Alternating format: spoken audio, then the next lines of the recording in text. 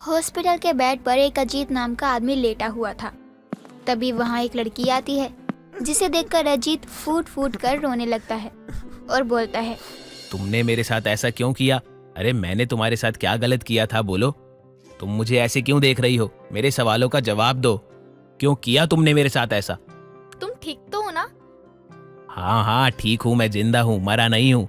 तुम मेरी फिक्र करने का दिखावा मत किया करो और मेरे सवालों का सीधा सीधा जवाब दो। मैं आज तुम्हारे सभी सवालों का जवाब दूंगी, कुछ नहीं छुपाऊंगी। अजीत और उस लड़की का क्या रिश्ता था?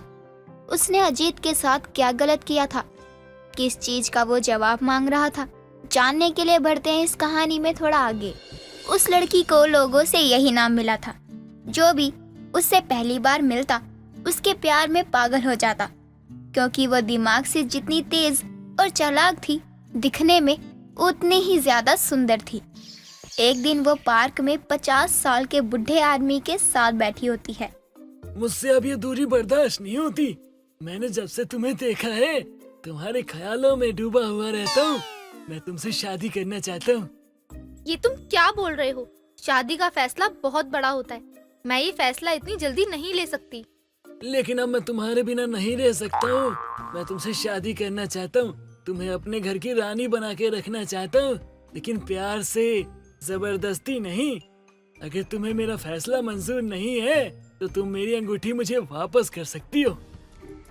लड़की का अपने हाथों से हीरे की अंगूठी निकालने का मन नहीं करता और वो बड़े प्यार से बूढ़े आदमी का हाथ थाम लेती है। मैं जब एक बार किसी का हाथ थाम लेती हूँ तो जिंदगी भर के लिए नहीं छोड़ती। मैं भी तुमसे बहुत प्यार करती हूँ। मुझे तुमसे शादी करने में कोई परेशानी नहीं है। तुम सच कह रही हो? तुम मुझसे शादी करोगी? हाँ, मैं तुमसे ही शादी करूँगी। बूढ़ा आदमी और लड़की मंदिर में जाते हैं और शादी का जोड़ा पहनकर शादी करने को तैयार हो जाते हैं। लड़की लंबा सा घूंघट लेकर शादी के मंडप में बैठती है। शादी संपन्न करके दोनों घर आ जाते हैं। तभी लड़की बूढ़े आदमी के लिए दूध का गिलास लेकर आती है। दूध पीते ही बूढ़ा आदमी बेहोश हो जाता है। जब उसकी आंख खुलती है तो तिजोरी का दरवाजा खुला और दुल्हन गायब होती है। हे भगवान, मैं लुट गया, बर्बाद हो गया। ये क्या हो गया? मेरी दुल्हन तो लुटेरी दुल्हन निकली। मेरे जीवन भर की कमाई लेकर भाग गई। दुष्ट कहीं की है, मेरे पैसे लेकर भाग गई। मैं इसे कहीं नहीं जाने दूंगा। इंस्पेक्टर साहिबा, मैं लुट गया, बर्बाद हो गया। क्या बताऊं आपको? मेरी दुल्हन तो लुटेरी दुल्हन निकली। मेरा सब कुछ लेकर भाग गई। मैं क्या करूं? कितनी चालाक थी वो। शक्ल से लगती थी मासूम और थी इतनी चालाक। क्या हुआ? जो बात है साफ साफ बोलो। इंस्पेक्टर साहिबा, क्या बताऊं मैं आपको अपनी दुख भरी कहानी। शादी की रात थी। मैंने सोचा घूंघट उठाऊंगा तो मन में गाना गाता है, घूंघट उठा रहा हूँ। लेकिन वो दूध लेकर आई। अब बोली, सुनते हो जी, दूध पी लो। मैंने दूध लिया और पी लिया। अब पीने के बाद मैं बेहोश हो गया और वो मेरे तिजोरी पे हाथ साफ करके भाग गई। तुम्हारे पास उसकी कोई तस्वीर है तो हमें दे दो। हम उसे जल्द ही ढूंढकर तुम्हें बता देंगे। इंस्पेक्टर साहिबा, मेरे पास कोई तस्वीर नहीं है उसकी। शादी के समय उसने लंबा सा घूंघट ले लिया था और शादी से पहले उसने मेरे साथ एक भी फोटो नहीं खिंचवाई। कह रही थी, तस्वीर मत रखो, दिल में रखो मुझे। और मैंने उसे दिल में रखा और अब देखो, दिल से निकाल के फोटो भी नहीं दिखा सकता। उसने तुम्हें ऐसा बोला और तुम मान भी गए? हाँ इंस्पेक्टर साहिबा, मुझे लगा थोड़ा पुराने ख्यालात की होगी तो मैंने सोचा कोई बात नहीं, चला लेंगे काम। लेकिन मुझे क्या पता था लुटेरी दुल्हन निकलेगी वो। शादी की रात को मुझे लूट के भाग जाएगी। वैसे भी 50 की उम्र हो गई है, कोई शादी तो कर नहीं रहा था मुझसे।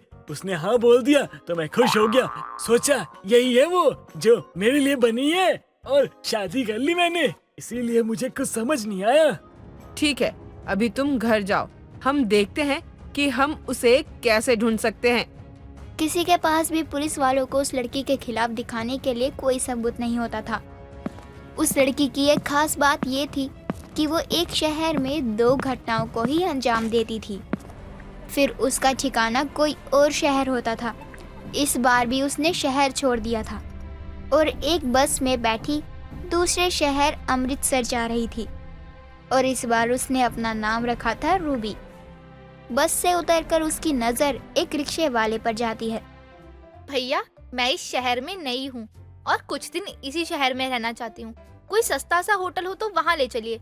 अरे ले चलेंगे, अरे काहे नहीं ले चलेंगे। हमारा तो काम ही है कि मुसाफिरों को उनकी जगह पर पहुंचा दे। चलिए फिर देर मत करिए, मैं बहुत थक गई हूँ और मुझे बहुत काम भी है। अरे तो क्या सोच रही हैं? बिल्कुल छोड़ देंगे। आइए बैठिए हमारी बसंती पर।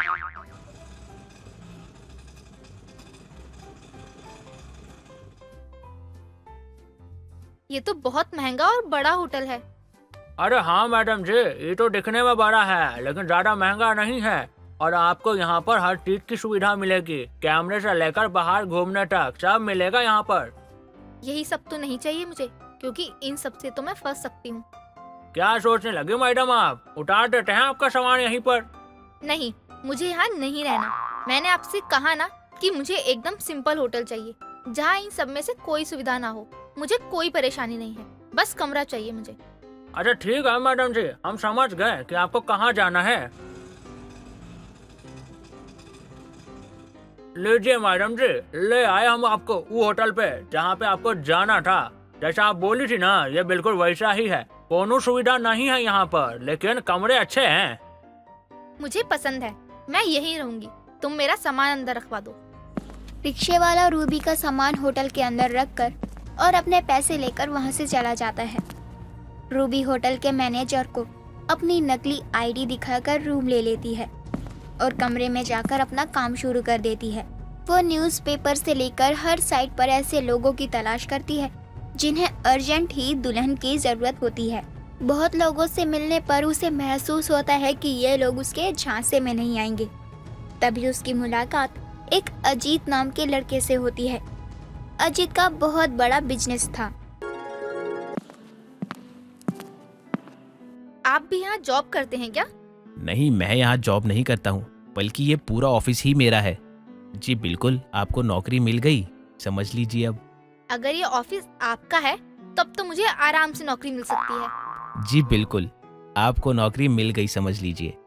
रूबी अजीत के करीब आने के लिए कुछ टाइम के लिए उसके ऑफिस में ही नौकरी करती है और उसे अपने जाल में फंसाकर उससे शादी कर लेती है। और शादी वाली रात को नशे वाला दूध पिलाकर उसकी तिजोरी खाली करके गायब हो जाती है।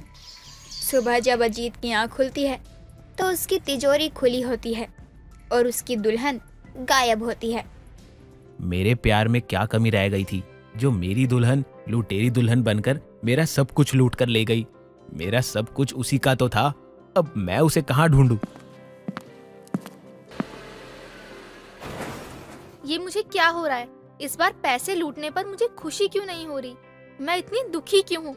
मुझे अच्छा क्यों नहीं लग रहा? मेरा मन क्यों घबरा रहा है? अजीत ठीक है या नहीं? रूबी अपने दिल के बातों में उलझ गई थी क्योंकि अजीत बाकी लड़कों से बहुत अलग था। उसे लड़कियों की इज्जत करना आता था। वो हमेशा रूबी से तहजीब में ही बात करता था। उसकी ये सब बातें रूबी के दिल में बैठ जाती हैं। वो अजीत का पता लगाती है तो उसे उसके एक्सीडेंट के बारे में पता चलता है। वो उससे मिलने के लिए वहां पहुंच जाती है। तुम ठीक तो हो ना? तुम्हारा एक्सीडेंट कैसे हुआ? तुम मुझे छोड़कर क्यों चली गई थी? तुमने मुझे धोखा क्यों दिया? मैं आज तुम्हें सब बता दूंगी। मेरा नाम आरती है। मैं एक गरीब परिवार से हूँ। हम 2 बहनें थी। मेरे माँ बाप बहुत गरीब थे। उन्होंने जैसे तैसे करके मेरी बड़ी बहन की शादी की, लेकिन उसके ससुराल वालों ने दहेज के चक्कर में उसे मार डाला। बेटी की याद में मेरे माँ बाप गुजर गए। तब से लड़कों के लिए मेरे दिल में नफरत हो गई है और उनको सबक सिखाने के लिए मैंने लुटेरी दुल्हन बनकर उन्हें लूटना शुरू कर दिया। माना तुम्हारे साथ बहुत गलत हुआ, लेकिन हर इंसान एक जैसा नहीं होता। तुम एक इंसान के किए की सजा दूसरे इंसान को भला कैसे दे सकती हो? तुम्हें अंदाजा भी नहीं है कि तुम्हें खोकर मेरी क्या हालत हुई थी। मुझे माफ कर दो, मुझसे गलती हो गई।